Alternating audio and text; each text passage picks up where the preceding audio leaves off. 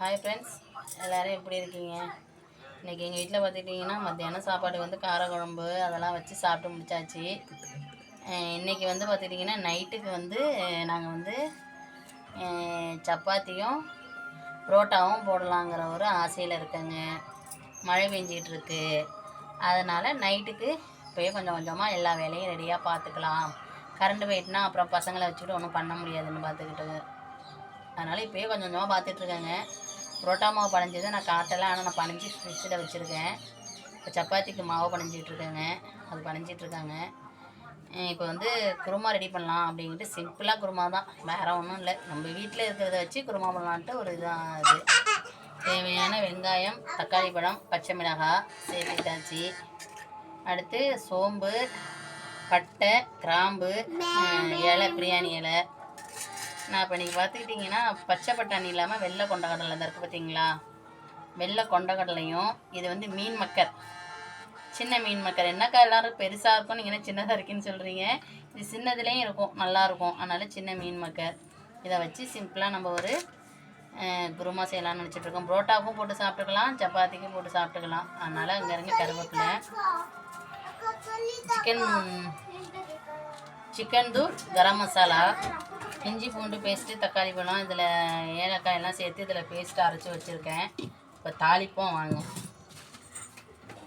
நீங்கள் மாவு பண்ணிக்கங்க, பண்ணிச்சிட்ருக்கீங்களா? இன்றைக்கி நம்ம வீட்டில் என்ன சாப்பாடு பாப்பா? நம்ம வீட்டில் இன்றைக்கி என்ன? பட்டை, வேறு பட்டை, கிராம்பு இதெல்லாம் போட்டுக்குவோம் ஃபஸ்ட்லேயே. மழை பெஞ்சிட்ருக்கு, நம்ம பக்கம்தான் அதிக மழை துருகிட்டுருக்கு. என்ன பண்ணுறதுன்னு தெரியலை. ஃபஸ்ட்டு வெங்காயம் போட்டுக்குவோம். உருளைக்கிழங்கு எல்லாம் பூரி குருமாவுக்கு உருளைக்கிழங்கு போடலாம். சப்பாத்திக்கு வந்து இதுமாரி போட்டால் தான், புரோட்டாவுக்குங்கிறதுனால நாங்கள் வந்து கான்செப்டே மாற்றிட்டாங்க. இப்போ பார்த்துட்டிங்கன்னா வெங்காயம், நல்லா வெங்காயம் வதங்கணும், நல்லா ப்ரௌன் கலரில் வரணும். இப்போ பார்த்துக்கிட்டிங்கன்னா எங்கே பார்த்தாலும் மழை தூரிகிட்ருக்கு.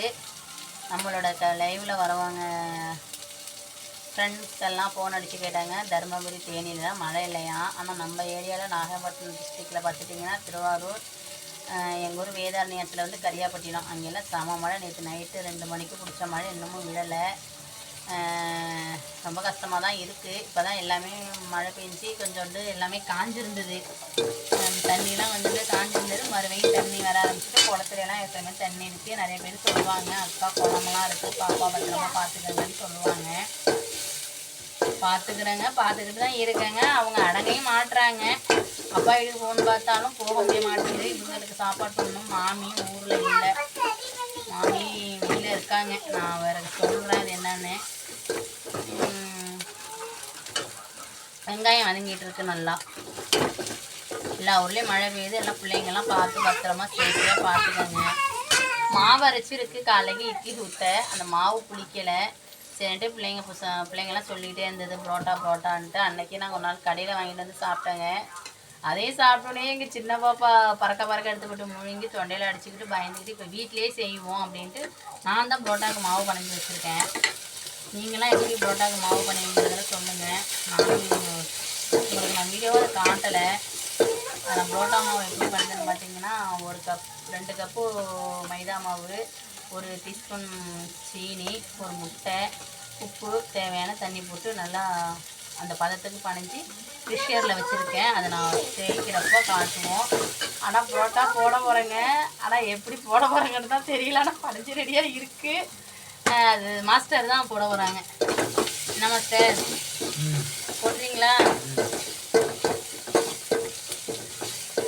முன்னாடியே வந்து குருமா மட்டும் ரெடி பண்ணி வச்சுக்குவோம் அப்படின்ட்டு பண்ணிக்கிறேன். ஏன்னா கரண்ட்லாம் போயிடும். காலையிலே இப்படி ஒரு 8 மணிக்கெலாம் ஊற வச்சுட்டு 12 மணிக்கு தான் அரைச்சேனே. சரியா தெரியுங்களா? எங்கள் கிச்சன்லாம் அப்படி தான் இருக்கும்.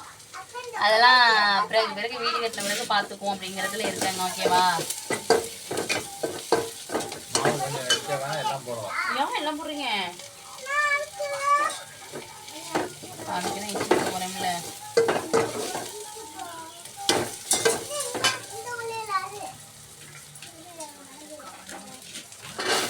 கடலையெல்லாம் போட்டாச்சு. எண்ணெய் ஊற்றி வெங்காயம், தக்காளி பழம், பச்சை மிளகாய் எல்லாம் போட்டு நல்லா எண்ணெயில் போட்டு வதக்குவோம். கருவேப்பிலை போடுவோம். கொத்தமல்லி புதினாலாம் மழையில் கிடைக்கவே மாட்டுதான். எங்கள் வீட்டில் எப்போயுமே இல்லாமல் இருக்காது. ஆனால் இல்லை, நாங்கள் 2-3 கன்று ஊனும் வச்சோங்க, அது முளைக்கவும் இல்லை, மழையில் அழுகி போயிடுச்சு.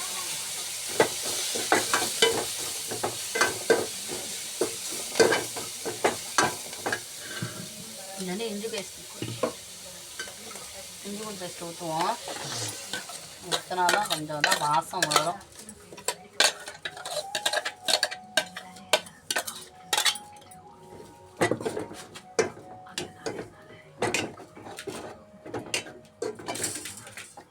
சூப்பராக வாசிக்குதுங்க.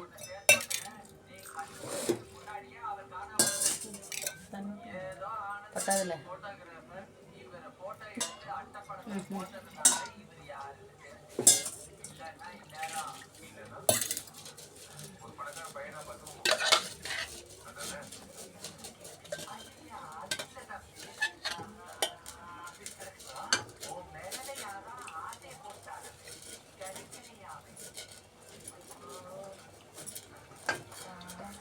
யாராவது உங்கள் வீட்டில் எப்படி சப்பாத்தி, புரோட்டா, எப்படி குருமா வைப்பீங்கிறதுலையும் சொல்லிக்கோங்க.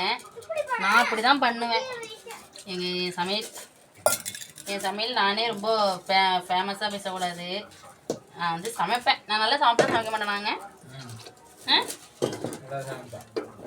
எங்கள் வீட்டுக்காரருக்கு நான் சமைச்சா தான் பிடிக்கும். எங்கள் வீட்டில் சிக்கனாக இருந்தானா மட்டனாக இருந்தானா எங்கள் அப்பா வீட்டுக்கு போவாங்க. அங்கே போய் எத்தனை நாள் இருக்காங்களோ அத்தனை நாளைக்கு அவங்க சாப்பிடவே மாட்டாங்க. ஒரே உரப்பு தான். எங்கள் அம்மா சொல்லுவாங்க, உரப்பு சாப்பிட்டா தான் காலை அப்படி இருக்கும் இப்படி இருக்குன்னு சொல்லுவாங்க. நாங்கள் வந்து உரப்பு சாப்பிட மாட்டாங்க. அவங்க வந்து சாப்பிடுவாங்க, சாப்பிட மாட்டாங்கன்னு சொல்ல முடியாது, சாப்பிடுவாங்க. ரொம்பவும் அதிகமாக சாப்பிட முடியாதுல்ல. எங்கள் வீட்டில் நல்லா என் தம்பி எங்கள் அப்பாலாம் நல்லா காரம் சாப்பிடுவாங்க. எங்கள் வீட்டு குழம்புலாமே பார்த்திங்கன்னா ஒரு ரெட் கலராக இருக்கும். அங்கே எங்கள் அப்பா வீட்டில் இங்கேயும் இருக்கும். ஆனால் உரப்பு அந்த அளவுக்குலாம் பசங்கள்லாம் சாப்பிடாதுங்க. எங்கள் சாப்பிடுவாங்க, மொத்தமாகவும் சாப்பிட முடியாதுன்னு சொல்ல முடியாது, சாப்பிடுவாங்க. ஆனால் இப்போ பார்த்துக்கிட்டிங்கன்னா மஞ்சள் தூள் கொஞ்சம் தனி மிளகாய் தூள் போட்டிருக்காங்க. போட்டோன்னே இந்த பதத்தில் இருக்கிறாங்க அவங்க. அடுத்து பார்த்துக்கிட்டிங்கன்னா அந்த இஞ்சி பூண்டு பேஸ்ட்டு அந்த பச்சை வாடை போகிற முடியும் கிண்டணும். நம்ம கிண்டிட்டு கொஞ்சோண்டு சிக்கன் தூள் 2 டீஸ்பூனுக்கு.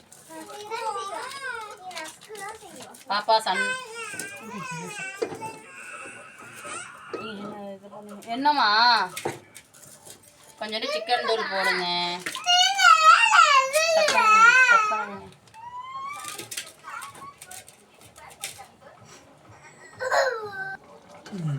ஒரேங்க ரகலை. அதுக்குள்ளே அக்கா தங்கச்சிக்குள்ளே ஒரே சண்டை.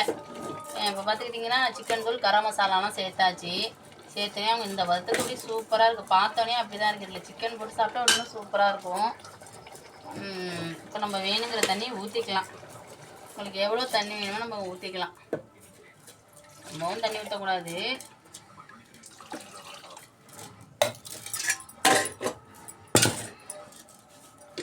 இருக்காங்க தேவையான உப்பு. என்ன அக்கா எல்லாம் செஞ்சிட்டு இருக்காங்க, நிறைய உப்பே காட்டலையே நினச்சிட்டு இருக்க போகிறாங்க. பாருங்க, உப்பு கொஞ்சோண்டு போட்டுக்கலாம். போட்ட பிறகு நல்லா கொதி வரட்டும். வீட்டு மசாலா நாங்கள் வீட்டில் எப்போயுமே மசாலா மாவு அரைச்சி வச்சுக்குவாங்க. சில பேர் கடையில் அரைச்சி வைப்பாங்க, ஒரு சில பேர் நான் எங்கள் வீட்லேயும் அரைச்சிக்குவேங்க. 1 கிலோ செட்டப் வாங்கினாங்கன்னா அது எங்களுக்கு எப்படியும் ஒரு 3 மாதத்துக்கு வரும். அந்த மிளகா மாவு கொஞ்சம் கலந்துக்கிறேன், கலந்தால் தான் நல்லாயிருக்கும்.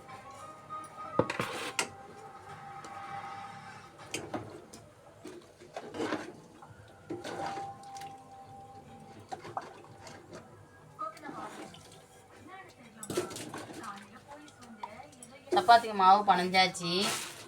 புரோட்டாவை தேய்க்க வேண்டியதுதான். இப்போ தேய்க்க வேண்டியதில்லை, நைட்டு சாப்பாட்டுக்கு தான். ஆனால் இப்போ கொஞ்சோண்டு குருமாலாம் ரெடி பண்ணி வச்சுக்கலாம் அப்படின்ட்டு தான். சும்மா தானே இருக்கும், எல்லா வேலையும் முடிச்சிடலாம்ல, அப்புறம் ஃப்ரீயாக இருக்கலாம்ல அப்படிங்கிறதுக்கு தான்.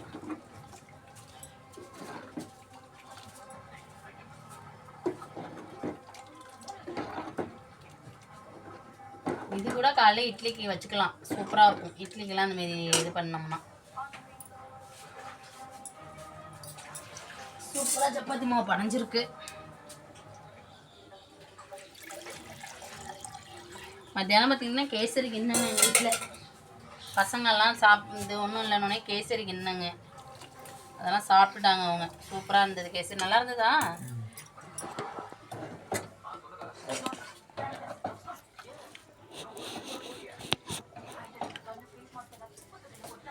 போதுமா திக்னஸ்ஸு? ஏன் ரொம்ப தண்ணி வச்சுக்கிட்டுங்க? போதும் பத்தாதான், கொஞ்சம் தண்ணி ஊற்றிக்கவா?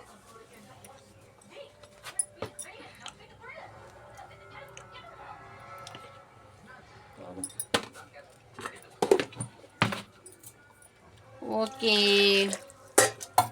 யாராருக்கு இந்த எப்படி சொல்கிறது சப்பாத்தி குருமா, புரோட்டா குருமா பிடிச்சிருக்குங்கிறதில்ல கமெண்டில் சொல்லுங்கள். உங்கள் வீட்டில் எப்படி செய்வீங்கிறதுலையும் கமெண்டில் சொல்லுங்கள். பிடிச்சிருந்தா லைக் பண்ணுங்கள் மறக்காமல்.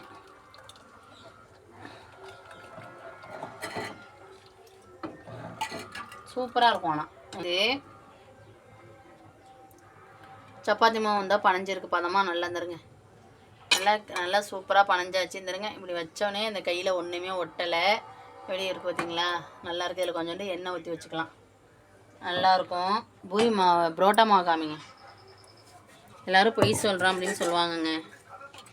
புரோட்டா சாப்பிட்டு காட்டும். மாவு பனைஞ்சிருக்குன்னு சொன்னேன்ல, அது ஃப்ரிட்ஜில் இருக்க மூடி நான் எடுத்துகிட்டு வரேன்.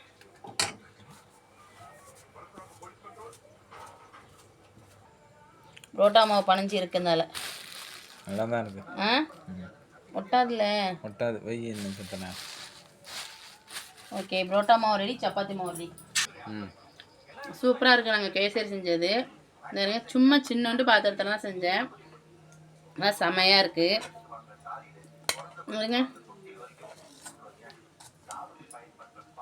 வாங்க அன்புறவுகளே சாப்பிட்லாம்.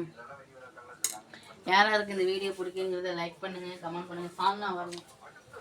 ஓகே, சால்னா ரெடி. கொதிச்சுட்டு சப்பாத்தி பூரி மாவு, சப்பாத்தியும் போட்டுக்கலாம் பூரியும் போட்டுக்கலாம். ஓகே, வருங்க.